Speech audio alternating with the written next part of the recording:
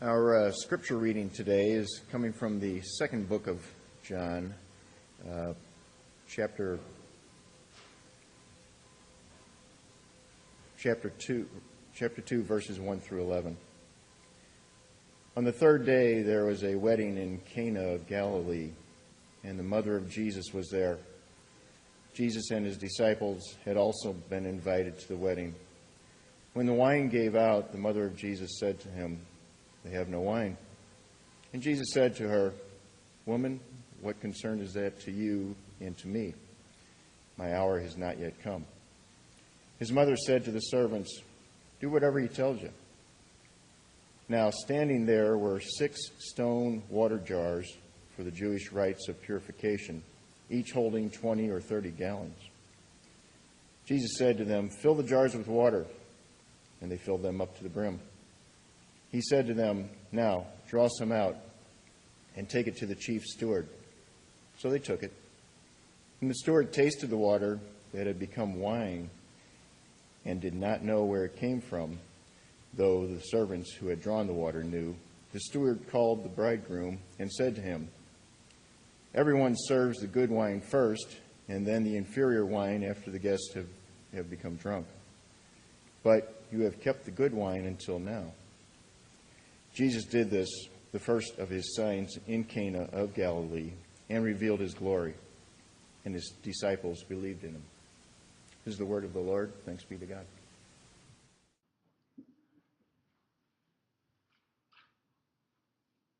Well, church, I want to say that I am very glad to be back with you.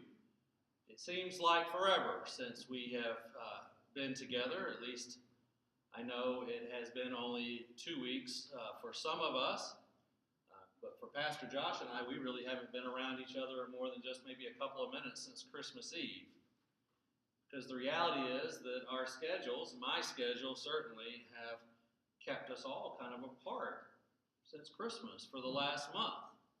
And there was the Christmas Eve and Christmas Day and the holiday, and you all know how the holiday schedule can kind of mess with your equilibrium and kind of put you in different times and places, and it's hard to come back from. And I took some time off to spend with Courtney and the kids, and Colin came to visit for a few days, and I was back in the office for a couple of days, and I was off to Boston for 8, and then followed by a couple of days split between Atlanta and Birmingham for what I hope will be one of Colin's last college visits until he finally makes a decision on wherever he's going to go beginning next fall.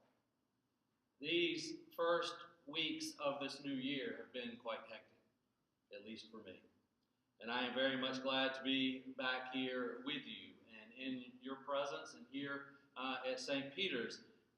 But again, this new year has begun quite busy.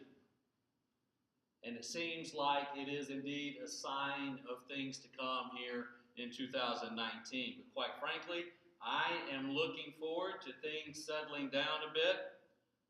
Old routines kind of getting settled back into, maybe some new routines being established, but before you know it, Josh, Lent's going to get here. Less than 2 months, 6 weeks until Lent, 5 weeks until Lent. 5 weeks until Lent, followed by Easter. We're going to wake up one day having blinked only to discover that this new year that we're talking about will be half over, and we're all going to be wondering where the time is gone. I personally see no signs that any of this is going to slow down anytime soon, but right now I am one who could use a sign that said either stop or yield or something that will allow me to catch my breath. However, life, perhaps this has been the same for you, feels more like a sign you see entering into a roundabout, or as they're called up in Boston, a rotary. If you don't know what that is, there's a roundabout there at Vale and Old Halls Ferry, I believe, that at least still confuses me. Rotaries in Massachusetts, no one ever slows down. I don't know if you've ever been on one. No one ever slows down, but there are signs with a whole bunch of arrows in a circle and then other arrows shooting off direction from one way or another, trying to tell you where to go, and people are cutting you off, and people are merging, and people are flying through these things, trying to get direction. Courtney and I spent a great deal of our honeymoon stuck on rotaries in Massachusetts. And I was very quickly understood how these rotaries and these directional signs and circles and arrows could be a metaphor for something far more significant in life. That is, in part, the function of a sign, pointing you to something that is ahead, even something beyond where you are right now and in the moment. Letting you know that up ahead you either need to stop, you need to slow down, you need to yield, or you need to get ready to go around in circles at a high rate of speed unless you are ready to act fast and take a risk. Now, in the Gospel of John, as Pastor Josh has so beautifully already shared with us, there are arguably 7 signs that Jesus that have been identified. 4 of those signs are of healing, of restoration of health. One of those, I'm including the raising of Lazarus, the bringing back of Lazarus from the dead. 4 signs of healing. There is the sign of Jesus walking on water. And then there are 2 signs of provision, where Jesus transforms scarcity into great abundance. One of those is the feeding of the 5,000. And the second of those, our text for this morning, the wedding feast in Cana, turning water into wine. Signs can be a precursor. They can be a foreshadowing of what is to come along the way and within the life of Jesus, but also within the life of Jesus' followers. Signs, I believe, are more than foreshadowing. They are also revelatory. They are events that define and shape Jesus and those who would come to encounter him throughout the course of his ministry. Indeed, they reveal the nature of Jesus, but they also, signs, reveal our nature as well as followers of Jesus. When we read or hear of the events in that day in Cana, we are all given a couple of choices. Now, we can focus on the sign itself. We can focus on Jesus' turning water into wine. Or we can focus on what that sign points us towards. Now, most people want to focus on the sign. I know a lot of people who are very intrigued about turning water into wine. How did he do it? Did his mother know that he was going to do it? Does this mean that Jesus is okay with us enjoying a cocktail from time to time? How did he walk on water? How did he feed the 5,000? How did he raise Lazarus? How did he heal those people? All of those, every single one of those questions are questions that I have been asked at some point by someone else. As a result of the act, as a result of the sign itself. And I get it, because we are a curious, post-enlightenment, post-modern people who want to know the hows of things happen. How does something happen? Because if we think that if we can learn how something happened, we can better understand the why it happened, or what it means. Yet sometimes the whys of the what, should be our priority, could be our number one concern when looking at the life and actions of Jesus. Why did Jesus heal? Why did Jesus walk on water? Why did Jesus raise? Why did Jesus feed? Why did Jesus transform? The signs of Jesus help structure and focus the Gospel of John. In the original ending verses of the Gospel, the author is clear that Jesus did many, many, many other signs not recorded in the Gospel, and they were done so that people might come to believe that Jesus is the Son of God. As a result of the events at Cana, we are told that Jesus' disciples believed. Verse 11, chapter 2. The disciples believed, but we're not told what they believed. After all, this is only chapter 2 in John's Gospel. Not a whole lot has happened up until now. The only thing that has happened, other than the proclamation of John the Baptist, is that Jesus has called his first disciples. What was it the disciples believed after one sign? Yet more so than eliciting belief. Because I think I've come to realize that following Jesus, being a faithful follower of Jesus, is a lot more than just believing. These signs reveal to us Jesus' glory, and they give us a glimpse into the nature and to the hopes of God. Jesus healed and raised to show that God wills life and wellness. Jesus walked on water to show that God is willing to come to us, not waiting for us to go to God. Jesus fed and transformed to show us that God is a God of abundance, filled with abundant mercy, filled with abundant grace, filled with abundant love. By the way, I think it's important to note that none of the signs attributed to Jesus ever took place within the walls of the church. They all took place out into the world, where the people of God lived, and where they breathed, and where they worked, and where they celebrated, and where they grieved, and where they feared. In those moments, the signs of Jesus, the nature of God is revealed. The signs of Jesus took place during the mundane moments of everyday living, which says to me that in these moments of every day, perhaps we should be paying greater attention to the things pointing us to and revealing to us something about God.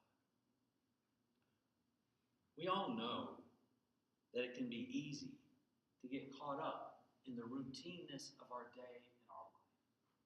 We get up in the morning, we get ready, we have breakfast, we go to work, we work all day, we come home, we have dinner, end of the day. We get up, we run our errands, we go to the store. Same thing, day after day. We get up, we get the kids' lunches made, their clothes ready. We get them to school, to band, to sports. Make sure their homework is done. We make supper, get them showered, get in the bed. The same day is the next thing, over and over and over again. Lather, rinse, repeat. And we haven't taken the time to look for, or we've merely missed the abundance that is God, the wholeness that is God, the wellness that is God right here in front of us. One of the things, it was interesting to hear Pastor Josh and to hear your responses, especially to be looking into the eyes of another person. It was awkward, and it was anxiety-producing for some of you. It made you uncomfortable. Maybe sometimes that's why we're not so quick to look for the little signs around us. Maybe we're afraid of the discomfort or the anxiety or the uncertainty that God sometimes places or provides or forces into our life. We get so caught up in our work. Sometimes we forget that there's something abundantly beautiful and abundantly holy and abundantly sacred about the work in which we are doing. We think it's just routine. But if you stop, if you slow down, you will find something beautiful and holy and sacred in the midst of whatever it is that you do on a daily basis. We can get so caught up in our own selfishness, in our own ego, in our own life that we forget that this life never has been and never will be about us, but rather this life is about how we live in relationship with God and how we live in connection with those around us. We become so myopic, so overcome by tunnel vision that we can't see, maybe even we refuse to see, the abundant glories and the multiple revelations of God surrounding us all the time. Friends, we still find ourselves sitting in this season of Epiphany, when our faith reminds us of the stories and the accounts where Jesus, where the nature and identity of Jesus Christ, God's incarnate love, that Christ child, where they're revealed, and where we are shown not only who he is, but who it is he is pointing us to. Indeed, Jesus himself was and is a sign, giving us direction and pointing us to what is waiting up ahead. It's common to find ourselves seeking for some big sign, some major epiphany revealing to us what we should do, when the reality is so often God is made known in the mundane and in the everyday rather than in the extravagances of life. God is more likely to be revealed and found and pointed to in the community beyond these walls than within the walls of the church. Now that we're back together, let us collect and catch our collective breath. And let us this year together as sacred community, as the body of Christ, take the time to look around us for the signs of life, for the signs of love, for the signs of wellness, and for the signs of abundance that God is spreading all around us. And even if we don't discover them all, I promise you that the journey of just seeking them out, will transform how we see the world, how we see one another, how we look at each other in the eye with love. And it will transform how we see